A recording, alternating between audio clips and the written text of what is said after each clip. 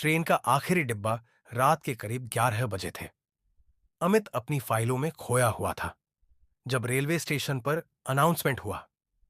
गाड़ी संख्या 2007 कुछ ही मिनटों में प्लेटफॉर्म पर आ रही है। अमित एक बिजनेस मीटिंग से लौट रहा था। वह जल्दी से अपनी सीट ढूंढने के लिए ट्रेन के आखिरी डिब्बे की ओर बढ़ा।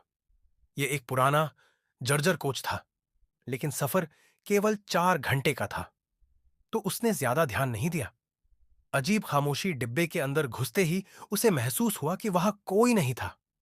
पूरी बोगी में सिर्फ वही अकेला था। उसने सोचा कि शायद लोग दूसरे डिब्बों में चले गए होंगे। सीट पर बैठकर उसने लैपटॉप निकाला, लेकिन तभी हल्की ठंडक महसूस हुई। ऐसी नहीं चल रहा था, फिर भी अजीब सी ठंडी हवा थी। अमित ने चारों ओर देखा। बोगी में लाइटें धीमी और झपक रही थी। अचानक उसे एहसास हुआ कि खिड़की के पास एक आदमी बैठा है, सफेद कपड़े पहने, सिर झुका हुआ। अमित को थोड़ी राहत मिली कि वह अकेला नहीं है।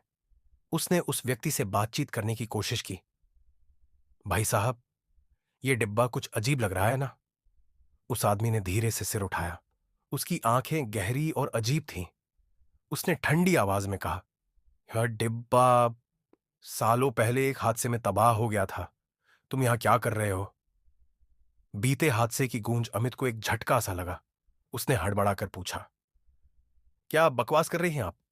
यह ट्रेन तो रोज चलती है। आदमी ने अमित की ओर देखा। उसकी आंखों में कोई अजीब सा डर था। वह धीरे धीरे मुस्कुराया और खिड़की से बाहर इशारा किया। देखो, यह ट्रेन कहां जा रही है? अमित ने बाहर देखा। ट्रेन किसी अंधेरे जंगल में दौड़ रही थी, लेकिन वह शहर से तो निकली ही नहीं थी। वह चौंक गया। यह कैसे हो सकता है? आदमी ने ठंडी सांस ली और कहा, आज से ठीक 10 साल पहले इसी डिब्बे में 50 लोग थे। ट्रेन पटरी से उतर गई और यह डिब्बा खाई में गिर गया। सबकी मौत हो गई। तब से यह डिब्बा कभी कभी ट्रैक पर दिखता है, लेकिन कोई इसे देख नहीं सकता। अमित का शरीर कांप उठा।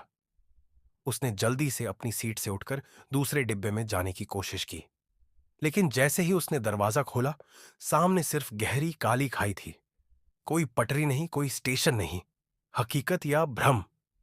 अमित ने घबराकर वापस खिड़की के पास देखा, लेकिन वह आदमी गायब था। पूरा डिब्बा खाली था। तभी ट्रेन झटके से रुक गई।